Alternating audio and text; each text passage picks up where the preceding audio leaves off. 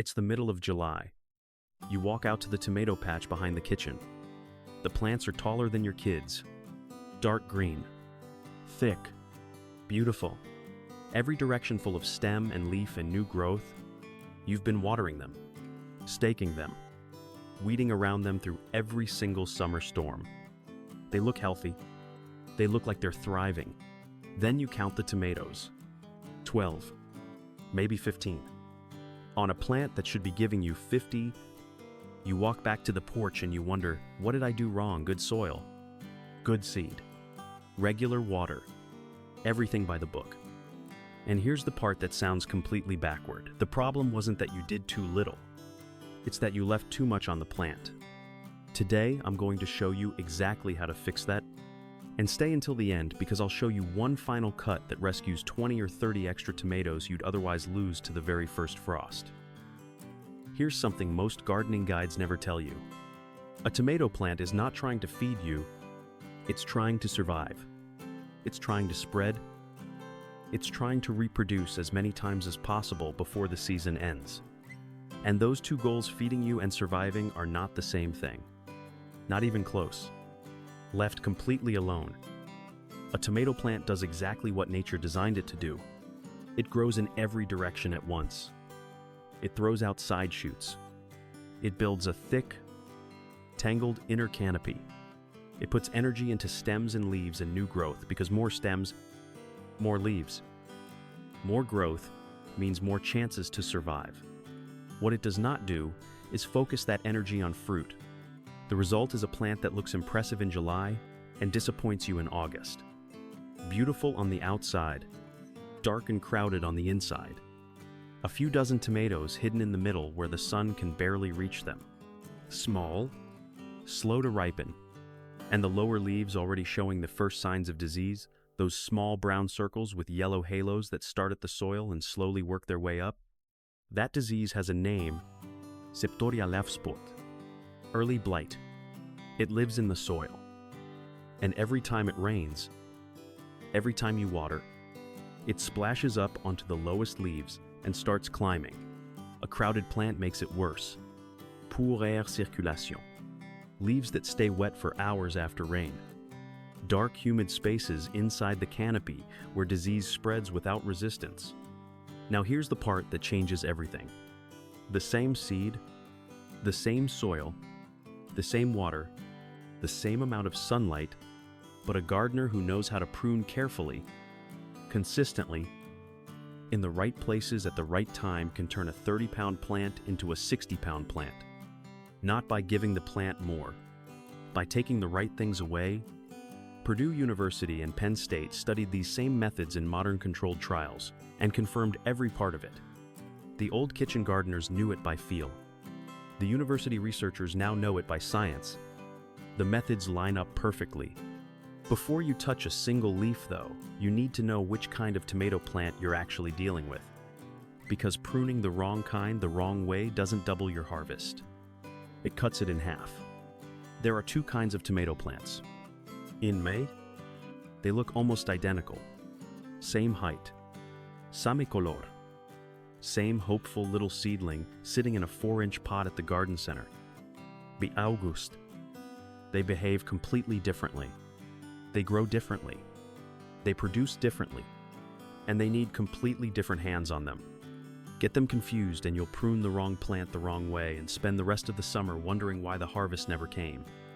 The first kind is called a determinate tomato, also known as a bush tomato.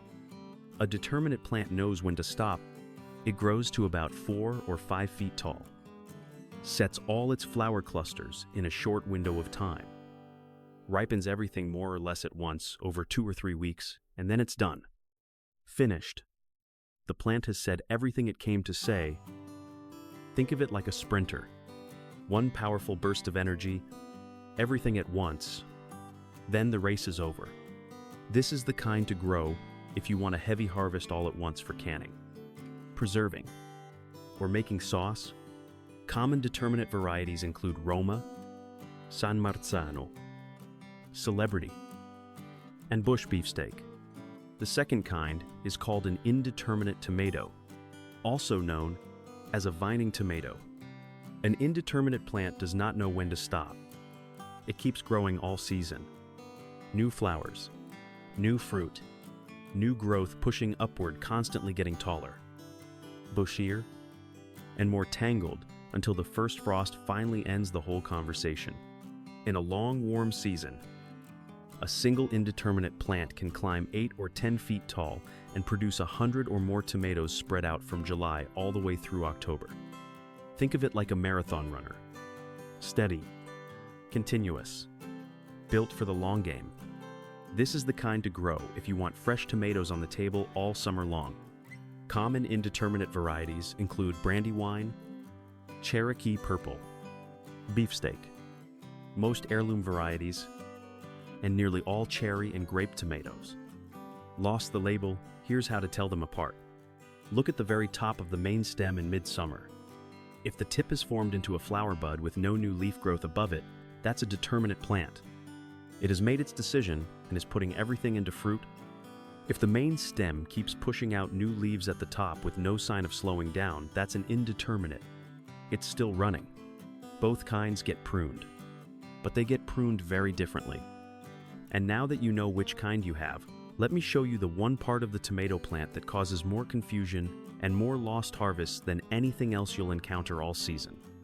There is one part of the tomato plant that has no glamorous name, no mention on the seed packet, no section in most beginner gardening guides, no photograph in the glossy catalogs that arrive in the mailbox every February. And yet it has more impact on your harvest than almost anything else you do all season long. It's called a sucker. And once you know what it is, once you can spot one from 10 feet away, you will never look at a tomato plant the same way again. Here's what a sucker is. Look at your tomato plant. Find where a leaf branches off the main stem. Right there in that V-shaped angle, the armpit of the plant, you might call it a small new shoot, begins to grow. Tiny at first. Just a few leaves of its own, pointing outward at roughly a 45-degree angle. That is a sucker. It is not a leaf. It is not a flower cluster. It is an entire new branch. The plant is trying to build a whole second tomato plant, attempting to start itself right alongside the first one. Leave it alone for 2 weeks and it doubles in size. Leave it alone for a month and it has its own leaves, its own flower clusters, its own suckers branching off its own stems. It is now competing directly with the main plant for water, for nutrients, for sunlight. One unmanaged sucker by mid-July becomes an entire second plant fighting your first one. 2 suckers become 2 competitors. 10 suckers become a jungle. And a jungle is exactly what most home gardeners end up with by August, a great green tangled mass where the air cannot move. The sun cannot reach the inner fruit, and disease finds every dark, humid corner it needs to take hold. Here is how to identify one with confidence. Walk up to the plant. Find the V-joint where any leaf meets the main stem. If there is a small shoot growing out of that angle with its own tiny leaves, at roughly 45 degrees, that is your sucker. On a young plant, suckers are soft and small. You can pinch them off cleanly between your thumb and forefinger.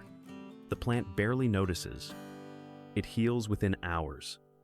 On an older plant that has been left alone for a few weeks, suckers go woody and tough. Pinching tears the stem and opens a ragged wound. At that point, you need clean, sharp shears. And we will talk about exactly how to use them properly in just a moment. The entire art of tomato pruning comes down to one question. Which suckers do you take and which do you keep? The answer depends entirely on which kind of plant you are standing in front of. And that is exactly where we are going next. Good news. If you are standing in front of a determinate tomato plant, the work is light. The rules are simple. And the most important thing to understand before you touch anything is this. The wrong move with a determinate tomato is not doing too little. It is doing too much. Remember, a determinate plant has a fixed amount of growth already programmed into it. It is going to reach its height, set its flowers, and stop. Every sucker above the first flower cluster is a potential fruit-bearing branch the plant actually needs. Cut those, and you are cutting your harvest directly. So here is the rule. Simple enough to remember forever. Find the first flower cluster on the main stem. Remove only the suckers growing below it. Leave everything above completely alone. That is the whole job. Now, why those bottom suckers specifically? Because they are the closest thing on the plant to the soil. And the soil is where the disease lives. Septoria leaf spot, early blight, fusarium wilt. These diseases do not fall from the sky. They live in the ground. And every time it rains, every time you run the hose, water hits the soil and splashes upward, carrying fungal spores onto whatever leaf or stem is close enough to catch them. The lower a leaf or sucker sits, the more likely it is to get hit. The more likely it gets hit, the faster the disease climbs.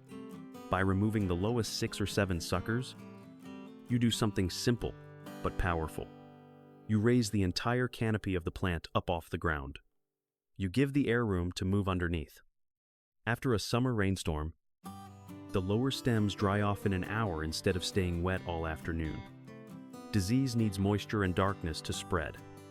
You just took both away.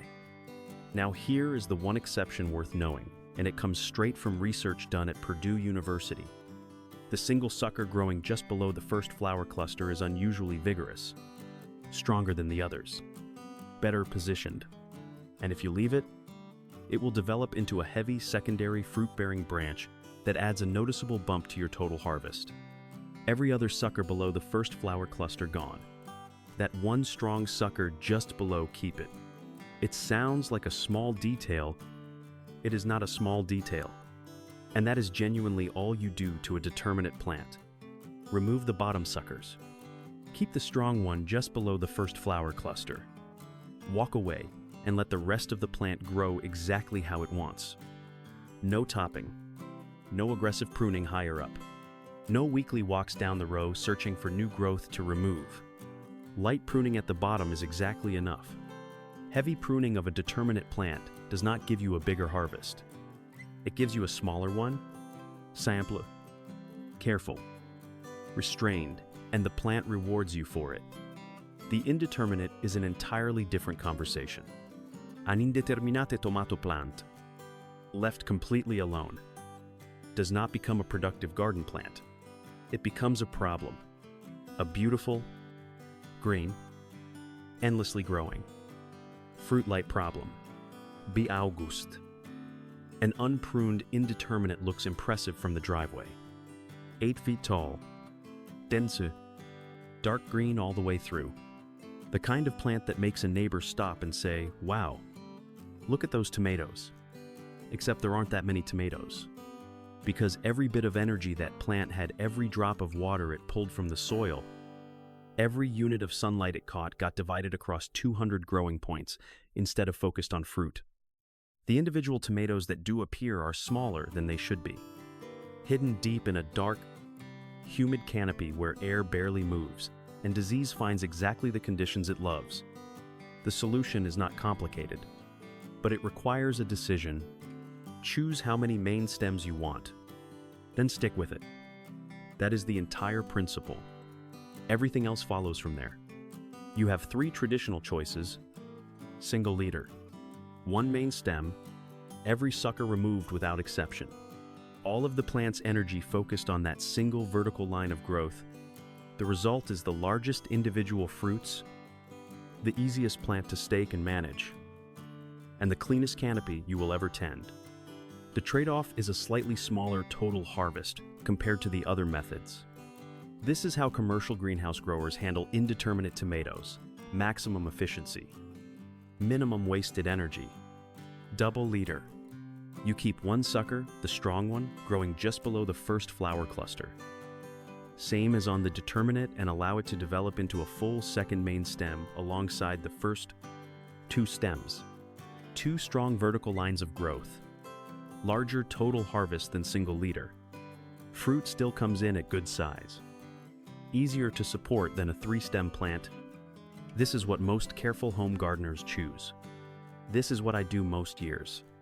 It balances productivity with manageability in a way that works beautifully in a backyard patch. Triple leader. 3 main stems. You keep 2 strong suckers early in the season and train them upward alongside the original, largest total harvest of the 3 methods. The trade-off is that fruits run slightly smaller. The plant needs a very sturdy cage or support system, and the canopy requires more attention to keep from crowding. For gardeners with strong supports, plenty of space, and the time to walk the rows consistently, this is a rewarding way to grow. Choose your number before the season gets away from you. Then every single week walk the row slowly. Look at every V-joint on every plant. Find every new sucker that has appeared since your last visit. Remove every one of them except the leaders you already chose. Small suckers pinch with your fingers.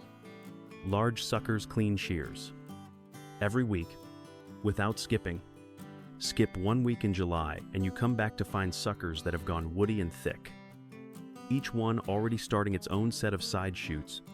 The jungle builds faster than you expect. Stay consistent and the plant stays manageable all season long. Choose your number. Walk the rows. Take what doesn't belong. The plant will do the rest. But the technique alone is only half the story. The habits around the technique, the small things most gardeners skip, are what separate a clean, productive patch in late August from one that is half-eaten by disease. The technique is simple. Most people learn it in an afternoon and feel confident walking out to the garden the next morning. And then they make 3 or 4 small mistakes that quietly undo most of the work they just did. Not dramatic mistakes. Not obvious ones. The kind that show up 2 weeks later as brown spots on the leaves, or a disease moving steadily from one end of the row to the other. And you cannot quite figure out where it started. It started with the habits, or the lack of them. Here is what the careful gardeners do differently. First, pinch young. Cut old. When a sucker is small, a few inches long, still soft and green, pinch it off with your thumb and forefinger. Press sideways and snap it clean. The plant heals from a pinch within hours. No wound worth worrying about. When a sucker has gone woody thick, stiff, more than a few inches long, do not pinch it. Pinching a woody sucker tears the stem open in a ragged, ugly way that takes days to heal and gives disease an easy entrance point. Use small, sharp garden shears instead. 1 clean cut. Done. Second, clean your tools between every single plant. This is the #1 mistake. Tomato diseases travel on dirty blades. If one plant in your row has early blight and you cut its suckers with the same shears you use on the next plant without cleaning them first, you just carried the disease from one root system to the next. Keep a small rag in your back pocket, soaked in rubbing alcohol or plain white vinegar. Wipe the blades between every plant. Every single one, even the ones that look perfectly healthy. Especially the ones that look perfectly healthy. Third, prune in the morning of a dry, sunny day. Never in the evening. Never in damp weather. Never right before a rainstorm. When you prune in the morning of a dry day, the wounds the plant carries from your cuts close over within an hour in the sun and the moving air. Disease cannot get in. When you prune in wet weather, those same wounds stay open and moist for hours. Fungal spores land on them. Blight moves in. Wet weather pruning is how you spread disease through your entire patch in a single afternoon. Fourth, remove the lower leaves as the season goes on. As your plant grows taller through summer, keep cutting off any leaf that is touching the ground or hanging close to it. These are the first leaves hit by soil splash. The first ones to spot. The first ones disease uses as a ladder to climb higher into the plant. A clear open lower canopy is not just cosmetic. It is your first line of defense against everything that lives in the soil and wants to move upward. 4 habits. Not complicated. Not time-consuming. But the gardeners who do all 4 consistently are the ones with clean, productive, disease-free plants standing strong in late August, when everyone else's patch is struggling. Now the final cut, the one that sounds almost cruel the first time you hear it, but pays off more than almost anything else you do all season. Everything we have done until now has been about giving the plant direction. This last cut is about giving it a deadline Here is the situation. It is late August, maybe early September. The nights are turning cool. The first frost is 3 or 4 weeks away. And your indeterminate tomato plant, the one you have been carefully training and pruning all summer long, is still growing. New flowers opening at the top. Tiny green tomatoes setting on. New growth pushing upward like it has all the time in the world. It does not. Not one of those late flowers has time to become a ripe tomato before the frost arrives and ends the whole season in a single night. Not one of those tiny new green tomatoes will see red before the cold takes them.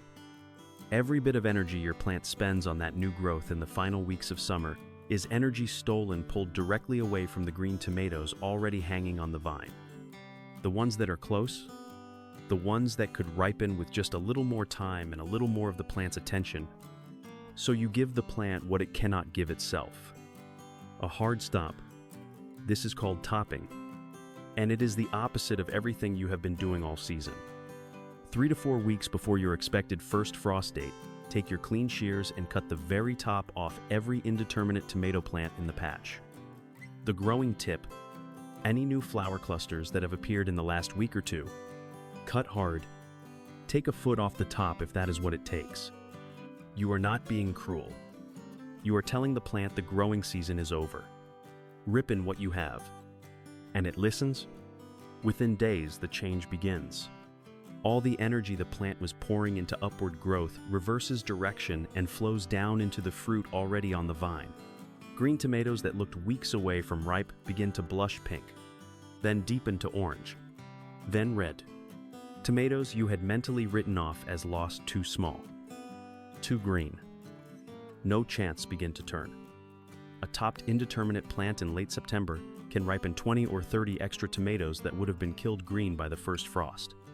20 or 30 tomatoes per plant. Think about what that means across a patch of 6 or 8 plants. One cut, 3 to 4 weeks before frost. Made in the morning with clean, sharp shears. That is the final cut. Hard. Late. And worth more than you would believe the first time you do it. But before we wrap up, there is one more thing. A small gift the tomato plant has been quietly offering you all summer long with every sucker you pinched off. Most gardeners throw it straight into the compost without a second thought. Every sucker you have been pinching off all summer long, every soft green shoot you snapped off at the V-joint and dropped on the ground without a second thought. It was not waste. Every single one of them was a free tomato plant waiting to happen. Same variety, same vigor, same genetics as the mother plant it came from. And all it needed was a little soil, a little water, and about 2 weeks of patience. Here is the science behind it, and it is one of the more remarkable things a vegetable plant can do. A tomato stem has the ability to grow roots anywhere along its length, not just at the base, anywhere. Bury any section of a tomato stem in damp soil. Keep it warm and shaded for a few days. And it will begin sending out roots from whatever part of itself is underground. Botanists call this totipotency, the capacity of a single cell to develop into a complete organism. The tomato does not know it is supposed to need a seed. Here is how to use it. Take a healthy sucker, one that is a few inches long, still green and vigorous. Push it 1 or 2 inches deep into a small pot of damp soil. Keep the pot somewhere warm and out of direct sun for the first few days while the roots establish. Water it gently. Do not let it dry out.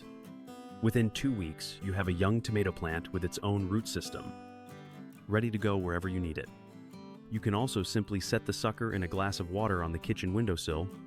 Change the water every couple of days. Watch the roots appear from the stem within a week. Then move it into soil once the roots are 1 or 2 inches long. Now, what do you do with all these free plants? In warm climates with a long growing season, plant the rooted sucker directly back into the garden in midsummer. It will establish quickly and give you a second wave of production from a single mother plant before the season ends. In cooler climates, use the suckers to start your seedlings for next year. A tomato plant started from a sucker in July is large, strong, and well ahead of a seed-started plant by the following spring. Or simply give them away. A rooted tomato sucker in a small pot is one of the best gifts a gardener can hand to a neighbor, a grandchild, or anyone who mentions they have always wanted to try growing their own food. Free plants all summer long from the things you were already removing anyway. Same variety your family has always loved. Passed on by hand.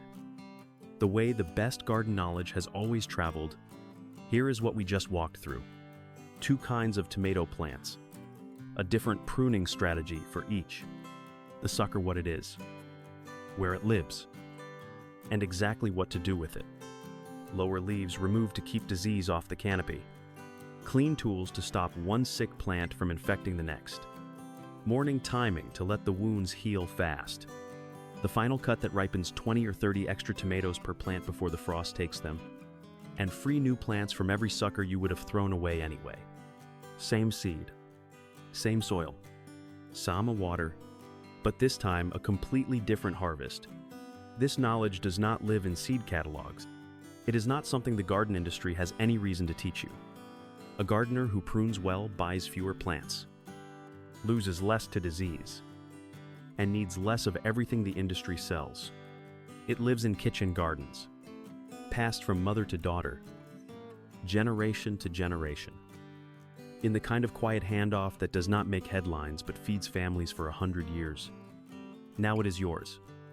This week, walk out to the patch. Find the suckers. Pinch the small ones. Cut the large ones clean, with shears wiped between every plant. Take off every leaf touching the ground. And if the first frost is a few weeks away, top the indeterminate plants hard and let them finish what they started. The plant knows what to do once you show it where to go. If this video helped you see your tomato patch differently, hit subscribe. Because next week, Esther is going to show you the old way our family preserves the harvest. The jars. The boiling water bath. The seasonings that turn a heavy summer harvest into pantry shelves full of red sauce and stewed tomatoes that feed the family all winter long. You grew them right.